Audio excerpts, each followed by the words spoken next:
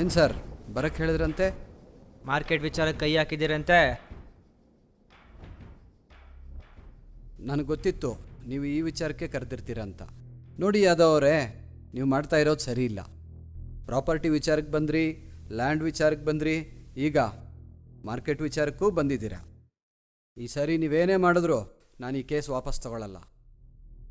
ನೀವು ಸೈಲೆಂಟ್ ಆದರೆ ಒಳ್ಳೆಯದು, ಇಲ್ಲ ಅಂದರೆ ಈ ಕೇಸ್ ಇನ್ನೂ ಸೀರಿಯಸ್ ಆಗುತ್ತೆ.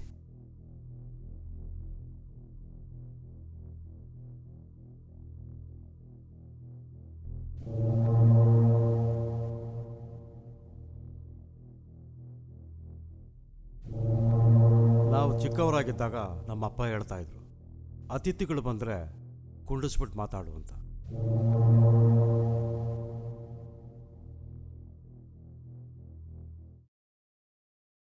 ನಮ್ಮಪ್ಪನೂ ಒಂದು ಮಾತು ಹೇಳ್ತಾ ಇದ್ರು, ನಿಮ್ಮಂಥವ್ರ ಮುಂದೆ ಕೂತ್ ಮಾತಾಡಬಾರ್ದು ಅಂತ.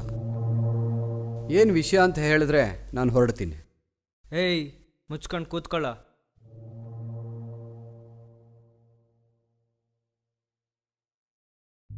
ಈ ಚೆಸ್ ಆಟನ ಎರಡೂ ಕಡೆಯಿಂದ ನಾನೇ ಆಡ್ತಿದ್ದೀನಿ. ಯಾಕೆ ಹೇಳಿ?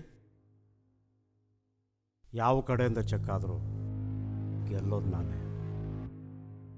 ಈ ಮಾರ್ಕೆಟ್ ವಿಚಾರದಲ್ಲೂ ಅಷ್ಟೆ. ನೀನೇ ಹಾಕು, ನಿನ್ನ ಮೇಲೆ ಯಾರು ಹಾಕಿದ್ರು ಅಷ್ಟೆ, ಗೆಲ್ಲೋದು ನಾನೇ. ಮಾರ್ಕೆಟಲ್ಲಿರೋರೆಲ್ಲ ನಮ್ಮವರೇ. ಆ ವಿಚಾರ ಗೊತ್ತಿಲ್ಲದೆ ದುಡ್ಡುಗೋಸ್ಕರ ಈ ಕೇಸ್ನ ಒಪ್ಕೊಂಡಿದ್ದೀರ. ಹೊಸ ಲಾಯರ್ ಫೋನ್ನಲ್ಲಿ ಹೇಳೋದಕ್ಕಿಂತ ಡೈರೆಕ್ಟಾಗಿ ಕರೆಸಿ ಹೇಳಿದ್ರೆ ನಿಮಗೆ ಅರ್ಥ ಆಗುತ್ತೆ ಅಂತ ಬರೋಕ್ಕೆ ಹೇಳಿದೆ.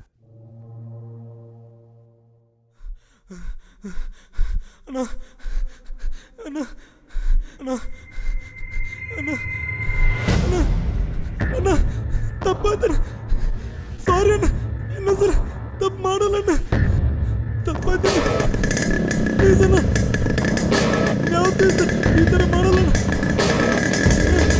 ಅಣ್ಣ ಬಿಡಣ್ಣ, ಅಣ್ಣ ಅಣ್ಣ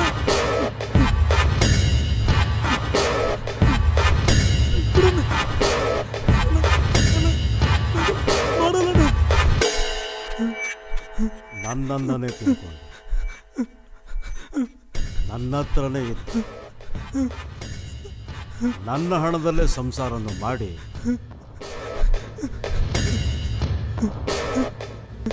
ಯಾವನೋ 2 ಲಕ್ಷ ಹಣ ಕೊಟ್ಟ ಅಂತ ನಮ್ಮ ವಿರುದ್ಧವಾಗಿ ಹೇಳ್ತೀಯ. ತಪ್ಪು ಮಾಡಲ್ಲ ಅಣ್ಣ, ಬಿಟ್ಬಿಡಣ್ಣ, ಬಿಟ್ಬಿಡಣ್ಣ, ಪ್ಲೀಸ್ ಅಣ್ಣ, ಅಣ್ಣ ಬಿಟ್ಬಿಡಣ್ಣ, ಪ್ಲೀಸ್ ಅಣ್ಣ, ಪ್ಲೀಸ್ ಅಣ್ಣ.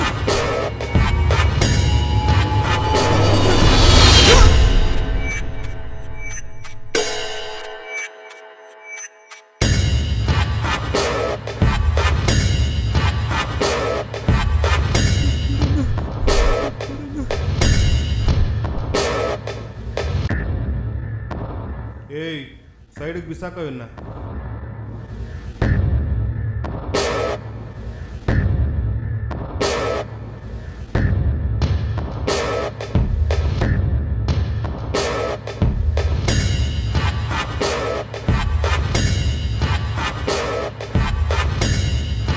ಏನ್ ಲಾಯರ್, ವಿಷಯ ಬಂತು, ನಮ್ಮ ಮೇಲೆ ಕೇಸ್ ಹಾಕಿದ್ಯಂತೆ, ಏನು ಸಮಾಚಾರ? ಸರ್, ಒಬ್ಬ ಲಾಯರ್ ಆಗಿ ನಾನು ಕೆಲಸ ಮಾಡೋಣ ಅಂತ ಈ ಕೇಸ್ನ ಒಪ್ಕೊಂಡೆ. ಆದರೆ ಇದ್ರ ಹಿಂದೆ ಇಷ್ಟೆಲ್ಲ ನಡೀತಿದೆ ಅಂತ ನಂಗೆ ಗೊತ್ತಿಲ್ಲ ಸರ್. ಲೇ ಲಾಯರ್, ಊರು ಬಿಟ್ಟು ಊರು ಬಂದಿದ್ಯಾ? ನೀನಿಲ್ಲಿ, ನಿಮ್ಮವರೇನೋ ಅಲ್ಲಿ.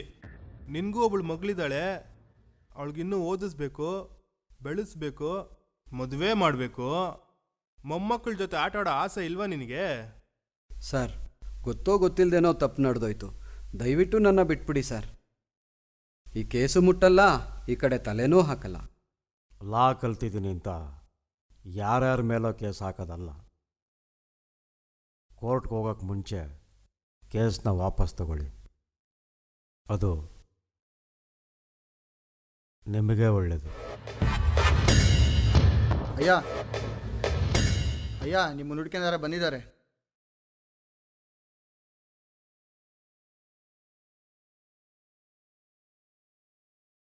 ನೀವೇನೂ ಭಯ ಪಡಬೇಡಿ. ನಿಮಗೂ ನಿಮ್ಮ ಫ್ಯಾಮಿಲಿಗೂ ಏನೂ ಮಾಡಲ್ಲ.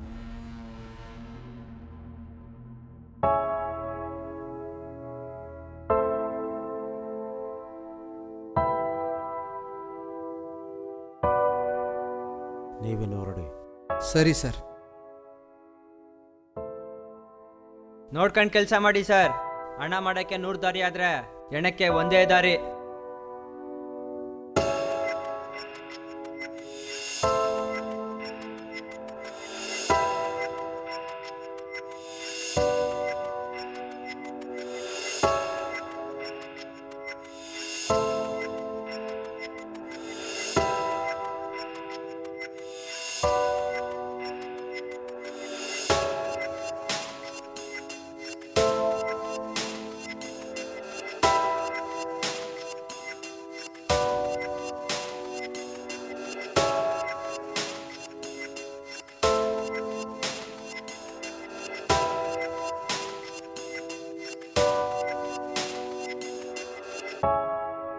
ನಿಮ್ಮಿಂದ ಒಂದು ಸಹಾಯ ಆಗಬೇಕಿತ್ತು ಸರ್.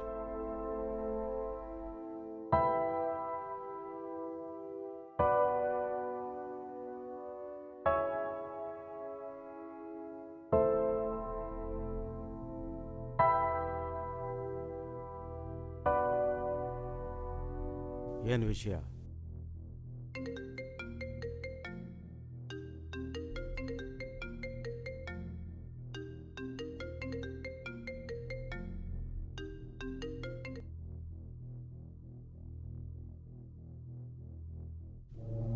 ಒಬ್ಬರನ್ನ ಸಾಯಿಸ್ಬೇಕು ಸರ್. ಏಯ್, ಎಲ್ಲಿ ಬಂದು ಏನು ಮಾತಾಡ್ತಾ ಇದೆಯಾ? ಎದ್ದೋಳ ಮೇಲೆ. ಮಂಜಾ, ಇಲ್ಲಿಗೆ ಬರೋರಿಗೆ ನಾನೇನು ಅಂತ ಚೆನ್ನಾಗಿ ಗೊತ್ತಿರುತ್ತೆ.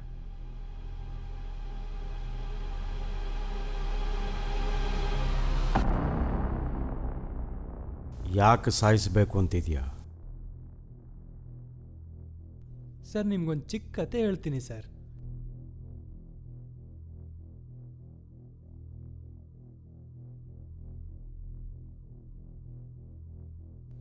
ಸರ್, ನಮ್ಮ ಮನೆಯಲ್ಲಿ ನಾನು, ನಮ್ಮಪ್ಪ, ನಮ್ಮಮ್ಮ, ನನ್ನ ತಂಗಿ. ನಮ್ಮಮ್ಮ ನಾವು ಚಿಕ್ಕವರಿದ್ದಾಗಲೇ ತೀರೋದ್ರು ಸರ್. ಆವಾಗಿಂದ ನಮ್ಮಪ್ಪನೇ ನಮಗೆಲ್ಲ. ಎಷ್ಟೇ ಕಷ್ಟ ಇದ್ದರೂ ಸಂತೋಷದಿಂದ ಬದುಕ್ತಿದ್ವಿ ಸರ್. ಹಾಗಿರ್ಬೇಕಾದ್ರೆ ನಮ್ಮಪ್ಪಗೆ ಬೈಕ್ ಆಕ್ಸಿಡೆಂಟ್ ಆಗಿ ಕಾಲು ಕಳ್ಕೊಂಡ್ರು. ಜೀವನ ಪೂರ್ತಿ ವೀಲ್ ಚೇರ್ ಮೇಲೆ ಕೂರ ಆಗಾಯಿತು. ನಮ್ಮಮ್ಮಂಗೊಂದು ಆಸೆ ಇತ್ತು ಸರ್, ನಾನು ಇಂಜಿನಿಯರ್ ಆಗಬೇಕು, ನನ್ನ ತಂಗಿ ಡಾಕ್ಟರ್ ಆಗಬೇಕು ಅಂತ. ಆದರೆ ಅದನ್ನು ಅರ್ಧಕ್ಕೆ ನಿಲ್ಲಿಸಿ ಕೆಲಸ ಸೇರ್ಕೋಬೇಕಾಗಿ ಬಂತು. ಅಪ್ಪನ ಔಷಧಿಗೆ, ತಂಗಿ ಓದಿಗೆ ದುಡಿಲೇಬೇಕಾದ ಪರಿಸ್ಥಿತಿ ಬಂತು ಸರ್. ನಾನಂತೂ ನಮ್ಮಮ್ಮನ ಆಸೆ ಈಡೇರ್ಸೋಕ್ಕಾಗಲಿಲ್ಲ. ನನ್ನ ತಂಗಿನಾದರೂ ಓದಿಸಿ ದೊಡ್ಡ ಡಾಕ್ಟ್ರು ಮಾಡೋಣ ಅಂತ ಡಿಸೈಡ್ ಮಾಡಿದೆ. ನನ್ನ ತಂಗಿಗೂ ಕೂಡ ಡಾಕ್ಟರ್ ಆಗಬೇಕು ಅಂತ ತುಂಬಾ ಆಸೆ ಇತ್ತು ಸರ್. PUCನಲ್ಲಿ ಒಳ್ಳೆ ರ್ಯಾಂಕ್ ಬಂದು ದೊಡ್ಡ ಕಾಲೇಜಲ್ಲಿ ಮೆಡಿಕಲ್ ಸೀಟೂ ಸಿಕ್ತು. ಆಗ ನನ್ನ ತಂಗಿ ನನ್ನ ಹತ್ರ ಬಂದು, ಅಣ್ಣ ಕಾಲೇಜ್ ಫೀಸ್ಗೆ 1.5 ಲಕ್ಷ ಕಟ್ಟಬೇಕು ಅಂದ್ಲು. ಆ ಟೈಮ್ನಲ್ಲಿ ನನ್ನ ಹತ್ರ 40,000 ಬಿಟ್ಟರೆ ಬೇರೆ ದುಡ್ಡೇ ಇರಲಿಲ್ಲ ಸರ್. ಆ ಸಿಚುವೇಶನ್ನಲ್ಲಿ ಯಾರೂ ಹೆಲ್ಪು ಮಾಡಲಿಲ್ಲ. ನಮ್ಮಪ್ಪ ಪ್ರೀತಿಯಿಂದ ತಗೊಂಡಿದ್ದ ಗಾಡಿ ಮಾರಿ ಆ ದುಡ್ಡಿಂದ ಕಾಲೇಜ್ ಫೀಸ್ ಕಟ್ತೆ. ಇಡೀ ಕಾಲೇಜ್ಗೆ ಫಸ್ಟ್ ರ್ಯಾಂಕ್ ಬಂದು ನನಗೆ, ನಮ್ಮಪ್ಪಂಗೆ ತುಂಬ ಖುಷಿ ಆಯಿತು ಸರ್. ದೊಡ್ಡ ಹಾಸ್ಪಿಟ್ಲಲ್ಲಿ ಕೆಲಸನೂ ಸಿಕ್ತು. ಒಂದಿನ ನಾನು ಕೆಲಸ ಮುಗಿಸ್ಕೊಂಡು ಮನೆಗೆ ಬರಬೇಕಾದ್ರೆ ಒಂದು ಫೋನ್ ಬಂತು ಸರ್. ಫೋನಲ್ಲಿ ಬಂದ ವಿಷಯ ಏನಂದರೆ, ನಿಮ್ಮ ತಂಗಿಗೆ ಆಕ್ಸಿಡೆಂಟ್ ಆಗಿದೆ, ಬೇಗ ಹಾಸ್ಪಿಟ್ಲಿಗೆ ಬನ್ನಿ ಅಂತ. ಮೈಂಡ್ ಬ್ಲಾಂಕ್ ಆಗೋಯ್ತು ಸರ್. ಏನು ಮಾಡಬೇಕು ಅಂತಲೇ ತಿಳಿಲಿಲ್ಲ. ಉಸಿರು ನಿಲ್ಲ ತನಕ ಹಾಸ್ಪಿಟ್ಲಿಗೆ ಓಡಿದೆ.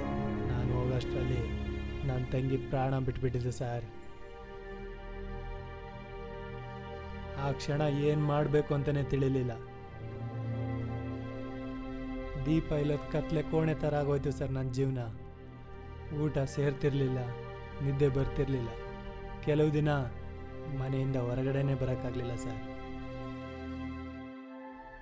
ಸರ್, ಅವತ್ತು ಮಾರ್ಚ್ 14 ಬುಧವಾರ ಬೆಳಗ್ಗೆ 11:42ಕ್ಕೆ ಒಂದು ಫೋನ್ ಬಂತು ಸರ್. ಫೋನ್ನಲ್ಲಿ ಬಂದ ವಿಷಯ ಏನಂದರೆ ನಿಮ್ಮ ತಂಗಿ ಆಕ್ಸಿಡೆಂಟಲ್ಲಿ ಸತ್ತಿಲ್ಲ, ರೇಪ್ ಮಾಡಿ ಮರ್ಡ್ರ್ ಮಾಡಿದ್ದಾರೆ ಅಂತ.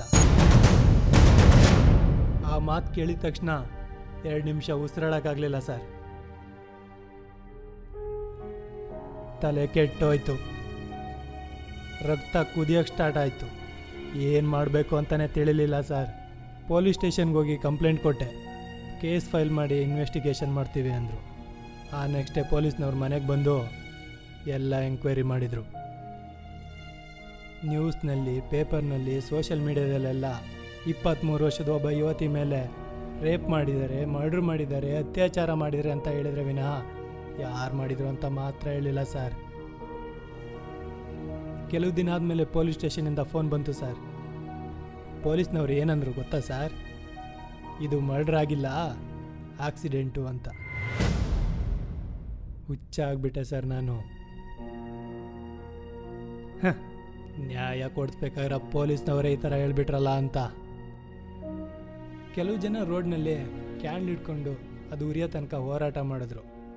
ಆರಾದ್ಮೇಲೆ ಮನೆಗೆ ಹೋದರು. ನಿಮಗೆ ಗೊತ್ತಾ ಸರ್, ನಮ್ಮ ದೇಶದಲ್ಲಿ ಇಲ್ಲಿಯವರೆಗೂ 24,470 ರೇಪ್ಗಳು ನಡೆದಿವೆ ಸರ್. ಎಲ್ಲಿವರೆಗೂ ಅವ್ರವ್ರ ಮನೆ ಹೆಣ್ಮಕ್ಳಿಗೆ ಕಷ್ಟ ಬರುತ್ತೋ ಅಲ್ಲಿವರೆಗೂ ಯಾವನು ತಲೆ ಕೆಡಿಸ್ಕೊಳ್ಳಲ್ಲ ಸರ್. ಕೊನೆಗೂ ನಂಗೆ ಅನಿಸಿದ್ದೇನು ಅಂದರೆ, ಈ ಗೌರ್ಮೆಂಟ್ ಕೆಳಗಡೆ ಮಾಫಿಯಾ ಇಲ್ಲ, ಮಾಫಿಯಾ ಕೆಳಗಡೆ ಗೌರ್ಮೆಂಟ್ ಇದೆ ಅಂತ. ಅದಕ್ಕೆ ಡಿಸೈಡ್ ಮಾಡಿದೆ ಸರ್, ನಾನು ಈ ಮಾಫಿಯಾ ಕೆಳಗಡೆ ಹೋಗೋಣ ಅಂತ. ಅದಕ್ಕೆ ನಿಮ್ಮ ಹತ್ರ ಬಂದಿರೋದು.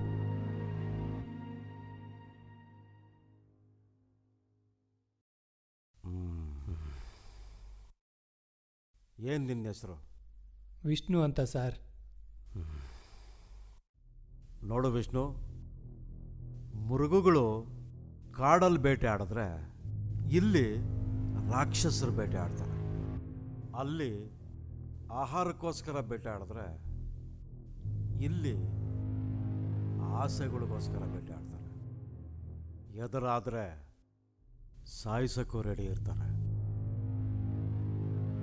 ನಿನಗೆ ನಡೆದಿರೋದು ಅನ್ಯಾಯನೇ, ಆದರೆ ನಾನು ನಿನಗೆ ಸಹಾಯ ಮಾಡೋಕ್ಕಾಗಲ್ಲ. ಅಯ್ಯೋ ಸರ್, ನಿಮಗೆ ದುಡ್ಡು ಎಷ್ಟು ಬೇಕು ಹೇಳಿ, ನಾನು ಕೊಡ್ತೀನಿ. ವಿಷ್ಣು, ಇದು ದುಡ್ಡಿನ ವಿಚಾರ ಅಲ್ಲ. ನನಗೆ ಗೊತ್ತು ಸರ್, ಜೀವಕ್ಕೆ ಬೆಲೆ ಕಟ್ಟೋಕ್ಕಾಗಲ್ಲ ಅಂತ. ಹಾಗಂತ ಅಮಾಯಕರ ಜೀವಕ್ಕೆ ಬೆಲೆನೇ ಇಲ್ವಾ ಸರ್? ವಿಷ್ಣು, ಕೊಲೆಗೆ ಬೆಲೆ ಕಟ್ಟೋ ಈ ಕಾಲದಲ್ಲಿ ಜೀವಕ್ಕೆ ಬೆಲೆನೇ ಇಲ್ಲ. ನಿನ್ನ ತಂಗಿಗಾಗಿದ್ದು ಅನ್ಯಾಯನೇ, ಆದರೆ ನಾನು ರಿಸ್ಕ್ ತೊಗೊಳಕ್ಕೆ ರೆಡಿ ಇಲ್ಲ. ಏನು ಸರ್, ನೀವು ಪೊಲೀಸವ್ರ ಥರ ಎಷ್ಟು ಸಿಂಪಲಾಗಿ ಹೇಳ್ಬಿಟ್ರಿ.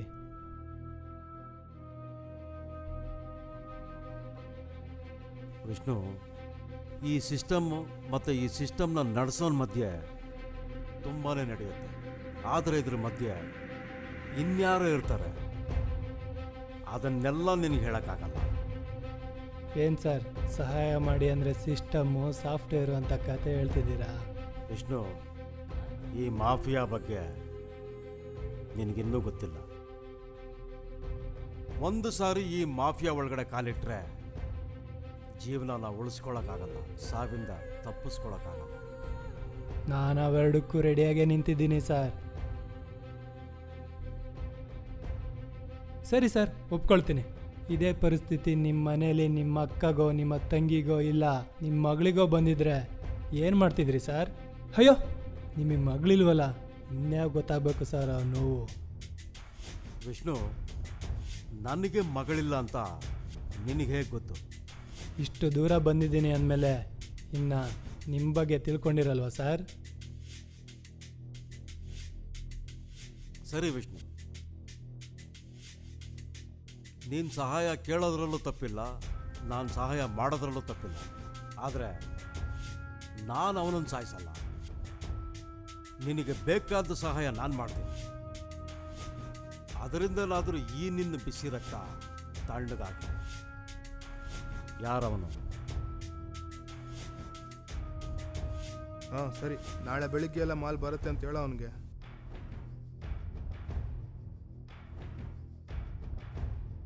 ಏನಂತ ಇವಂದು?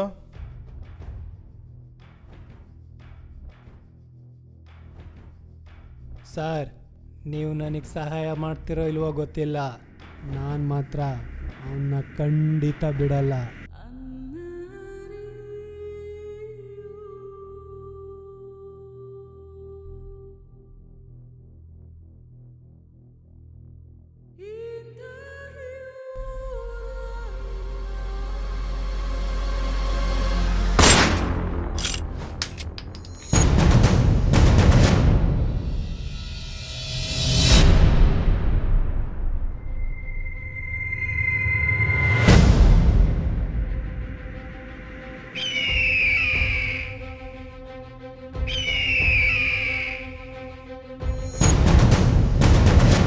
ಸರ್, ನನ್ನ ತಂಗಿ ಬದುಕಿದ್ರೆ ಅದೆಷ್ಟು ಜನ ಪ್ರಾಣ ಉಳಿಸ್ತಿದ್ಲು, ಆದರೆ ಈ ನನ್ನ ಮಗ ಬದುಕಿದ್ರೆ ಅದೆಷ್ಟು ಜನ ಪ್ರಾಣ ಕಳ್ಕೊಳ್ತಿದ್ರು.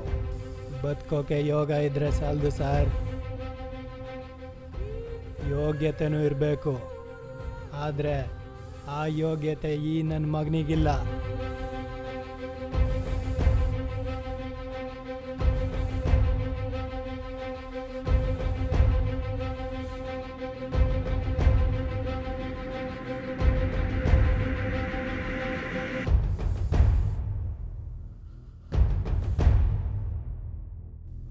ಸರ್, ನಿಮ್ಮ ಮಗನ ಸಾಯಿಸ್ತೆ ಅಂದ್ಬಿಟ್ಟು ನೀವು ನನ್ನನ್ನು ಸಾಯಿಸ್ಬೋದು, ಆದರೆ ನಿಮ್ಮ ಮಗನಂತನ ಊರಿಗೊಬ್ಬ ಇದ್ರೆ ನನ್ನಂತನು ಮನೆಗೊಬ್ಬ ಇರ್ತಾನೆ.